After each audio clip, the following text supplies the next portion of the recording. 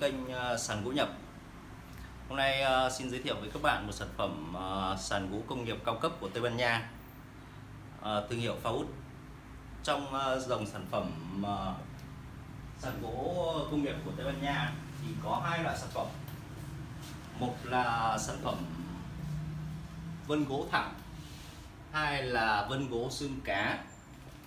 Thì các bạn có thể hình dung ra là đây là dòng sản phẩm công nghiệp vân gỗ xương cá cao cấp của Tây Ban Nha, thương hiệu Faust. Có rất nhiều màu để các bạn có thể lựa chọn. Và cái điểm nổi bật nhất của sàn gỗ công nghiệp vân gỗ xương cá của Faust là bề mặt vân nổi, vân gỗ sần. Thì các bạn có thể hình dung được là nó sẽ mang đến cái cảm giác chân thật tự nhiên, như gỗ tự nhiên. Thì ngoài ra, đặc điểm nổi bật của sản phẩm sàn gỗ công nghiệp Faust đó là cốt xanh. Cốt xanh, sản phẩm cốt xanh và hèm khóa Joy Watt.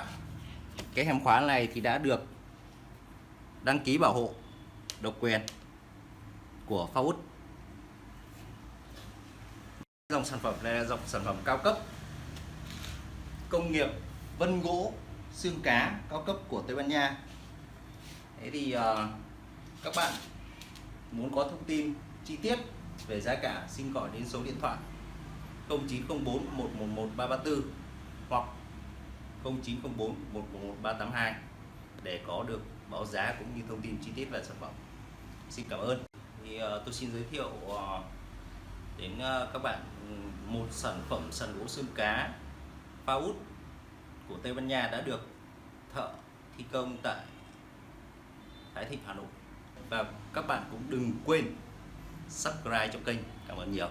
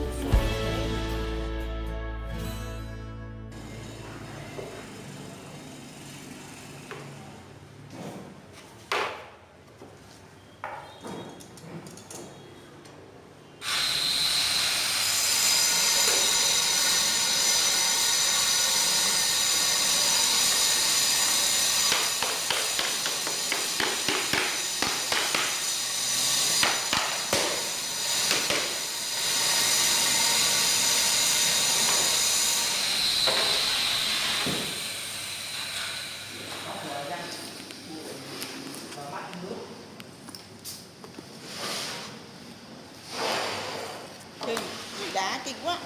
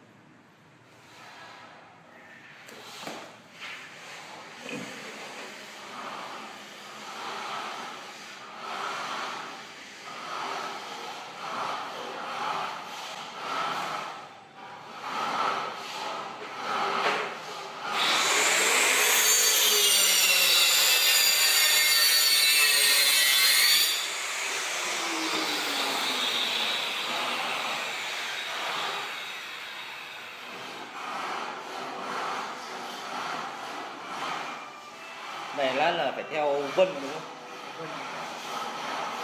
Khó phết. Vậy mới lâu. Nhưng mà đẹp phết. Đã sạch được kinh.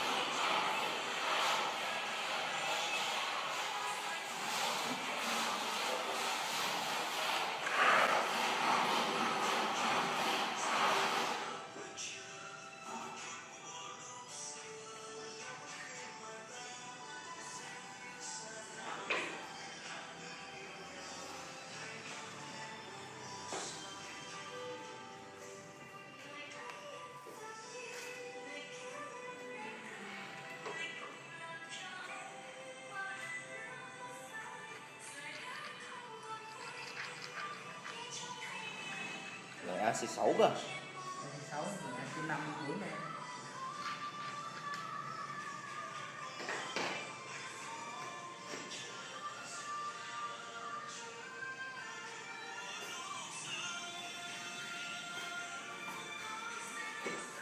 Cốt xanh nét nhỉ.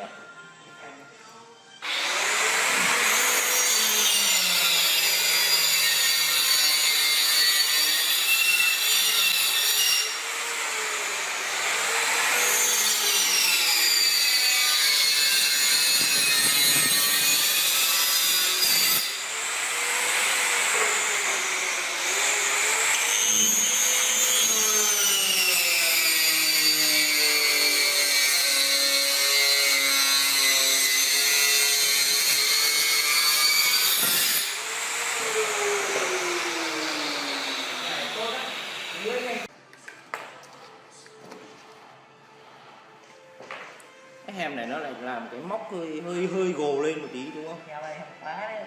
Giờ em đố anh là thử cái thằng này ra đấy. Mày chắc không? Anh chỉ nộp một nguyên một tấm này thôi. Ừ. Nhưng mà thôi nộp tấm nào nhưng mà cái này nó mất một tấm phí. Mày đừng đùa anh nhá. Nếu mà nộp tấm này á, anh chỉ vứt đi thôi. Đây không ai nộp tấm này nha. Bất đâu rồi. Chỉ vứt đi hỏng heo thôi. Chỉ lấy tấm lá đi, tấm này chỉ vứt đi phí. Không bao giờ lột lên được cái loại này.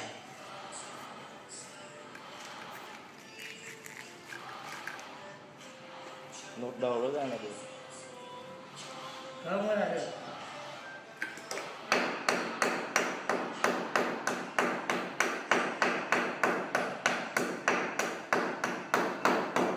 là lôi ra khó lắp vào. Lắp vào nó có lôi ra kèm coi như xác định luôn. Nếu mà lôi ra mà thay ra phải lột hết từ đây đến kia luôn. Theo hẻm của nó đấy. Theo hết. Nó khóa móc được, có lôi ra. Phải cái giờ này, nó là cái giờ này cao lắm rồi. Soi cái giờ này.